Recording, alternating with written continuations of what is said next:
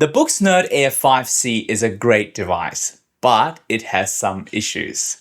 I want to talk to you about 5 things that I don't love about this device. First of all, this device fails the Google Play strong integrity check.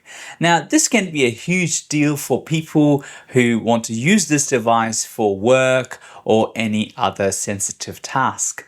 Practically, this means that you might not be able to use some banking and payment apps or anything that requires Google certified devices.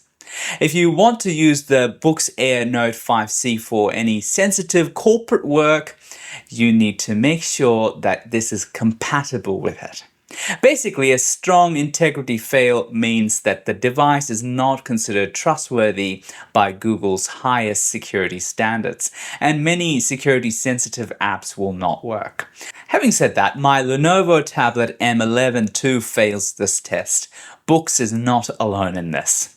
Second, the screen is dark. I know that has been said a million times, but the screen is sufficiently dark that you need to keep the front light on at least 90% of the time.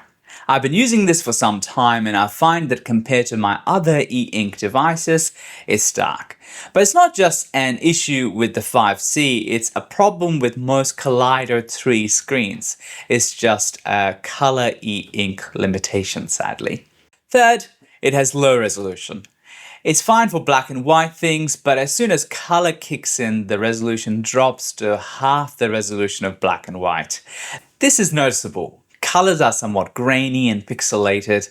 The color content is okay, but not the best. Fourth, there is awkward design in some things. The stylus magnet placement is a bit silly. Sometimes it causes the pen to cover or accidentally press the volume buttons. The removable pen flap is a bit silly as well. It's impractical and I stopped using it 5 minutes after receiving this device. Also, its magnet can interfere with the device. It essentially disables the pen so that you can't write in certain spots. Fifth, poor battery life. This is because the device is dark and it needs the front light on almost all the time. It drains the battery significantly. Now, having said that, is this device worth it? Of course it is. I think it's the best device in its class.